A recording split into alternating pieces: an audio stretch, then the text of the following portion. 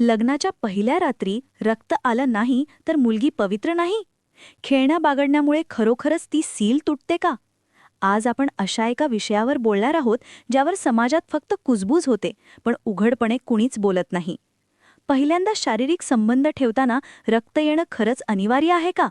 मुलींच्या शरीरात खरोखरच अशी कोणती सील असते का जी फक्त सुहागरातीलाच तुटते? आणि सर्वात मोठा प्रश्न, जर एखादी मुलगी खेळात किंवा व्यायामात सक्रिय असेल तर तिची ही सील आधीच तुटलेली असते का? आज या व्हिडिओमध्ये मी तुम्हाला असं सर्व काही सांगणार आहे जे कदाचित तुमचे मित्र, मैत्रिणी किंवा तुमच्या डॉक्टरांनीही इतक्या स्पष्ट शब्दात कधीच सांगितलं नसेल.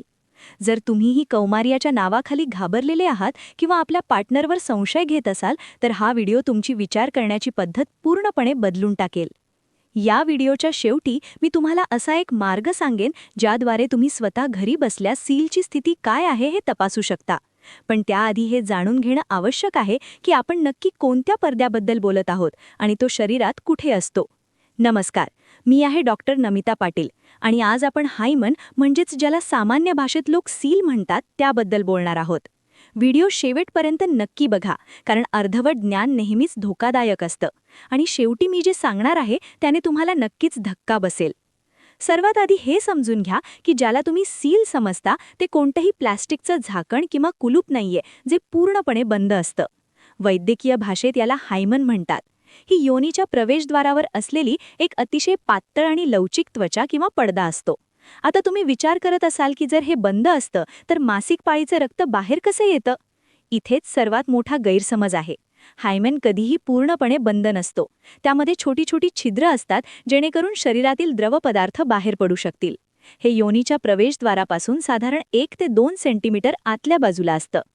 आता आपण हे तुटण्याबद्दल बोलूया. लोक अनेकदा विचारतात की ही सील कशी तोडावी? बघा, ही काही हातोड्याने तोडण्यासारखी वस्तू नाहीये. जेव्हा पहिल्यांदा शारीरिक संबंध ठेवले जातात तेव्हा लिंगाच्या प्रवेशामुळे हा पडदा ताणला जातो किंवा त्याला छोटे छोटे कट लागतात, ज्याला लोक सील तुटणं म्हणतात. पण तुम्हाला माहिती आहे का की 50% अधिक प्रकरणांमध्ये पहिल्यांदा संबंध ठेवताना रक्त येतच नाही? होय, तुम्ही अगदी बरोबर ऐकलत. हायमन खूप लवचिक असू शकतो. बऱ्याच वेळा तो इतका ताणला जाणारा असतो की संबंध ठेवल्यानंतरही तो फाटत नाही. आणि बऱ्याच वेळा तो लहानपणीच सायकल चालवल्यामुळे, घोडेस्वारी केल्यामुळे, जिम्नॅस्टिक केल्यामुळे किंवा अचानक पडल्यामुळेही फाटू शकतो.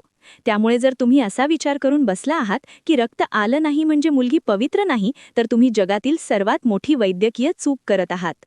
आता प्रश्न असा येतो की हायमन म्हणजे सील तुटली आहे की नाही हे तुम्हाला कसं कळेल? याची काही शारीरिक लक्षणे असू शकतात, पण ती 100% अचूक नसतात. जेव्हा हायमन ताणला जातो किंवा फाटतो तेव्हा काही मुलींना हलक्या वेदना जाणवू शकतात, ज्याला आपण टोचल्यासारखं वाटणं म्हणू शकतो. काहींना हलकी ब्लीडिंग किंवा गुलाबी रंगाचा स्राव होऊ शकतो. पण बऱ्याच मुलींना त्यांचा हायमन कधी आणि कसा नाहीसा झाला हे समजतही नाही. जर तुम्हाला स्वतः हे तपासायचं असेल तर त्याचा एक मार्ग आहे.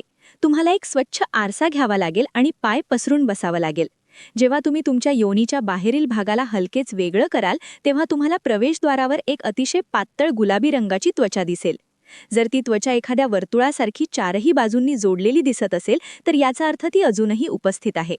जर ती फक्त कडेला छोट्या छोट्या मांसाच्या तुकड्यांसारखी दिसत असेल तर याचा अर्थ ती ताणली गेली आहे किंवा फाटली आहे.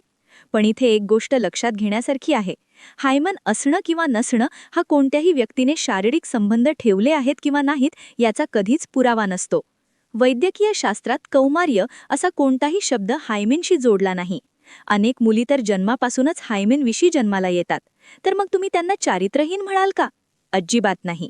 समाजाने सील या शब्दाला एक निषिद्ध विषय बनवून ठेवला आहे. खरं तर हा फक्त शरीराचा एक भाग आहे, जसा तुमच्या कानाचा पडदा किंवा तुमच्या डोळ्यांच्या पापण्या असतात. अनेकदा पुरुष मला विचारतात की संबंध ठेवताना त्यांना काही जाणवेल का? खरं तर जर मुलगी खूप जास्त घाबरलेली असेल तर तिचे स्नायू आकुंचन पावतात, ज्यामुळे प्रवेश कठीण होतो आणि पुरुषाला वाटतं की सीलमुळे तिथे घट्टपणा आहे, पण प्रत्यक्षात ती तिची घबराहट असते. जर तुमची पार्टनर शांत असेल आणि योग्य पद्धतीने पूर्वक्रीडा केली असेल तर हायमेन फाटण्याची प्रक्रिया अतिशय नैसर्गिक आणि सोपी असते आणि यामध्ये खूप जास्त रक्तस्राव होत नाही. तर याचा निष्कर्ष असा आहे की सील तोडणं ही काही मोठी उपलब्धी नाही आणि ती तुटणं हे कोणाच्याही चारित्र्याचं प्रमाणपत्र नाही. ही एक नैसर्गिक प्रक्रिया आहे जी जीवनाच्या कोणत्याही टप्प्यावर कोणत्याही शारीरिक हालचालीमुळे घडू शकते. जर तुम्हाला तुमच्या जोडीदारासोबत एक निरोगी नातं हवं असेल तर या लाल डागाची अपेक्षा सोडून द्या आणि एकमेकांच्या समजुतीवर विश्वास ठेवा. हायमन हा एक असा पडदा आहे जो वेळेनुसार स्वतःहून झीज होऊ शकतो किंवा पातळ होऊ शकतो. मला आशा आहे की आजच्या या स्पष्ट आणि मोकळ्या चर्चेमुळे तुमच्या मनातील सर्व भीती आणि प्रश्न संपले असतील. जर तुम्हाला ही माहिती योग्य आणि अचूक वाटली असेल तर हा व्हिडिओ त्या मित्रांसोबत नक्की शेअर करा जे आजही या जुन्या अंधश्रद्धा आणि गैरसमजुतींमध्ये अडकलेले आहेत. पुढच्या व्हिडिओमध्ये आपण बोलणार आहोत की पहिल्यांदा संबंध ठेवताना होणाऱ्या वेदना कशा टाळाव्यात आणि सुरक्षेची काय काळजी घ्यावी.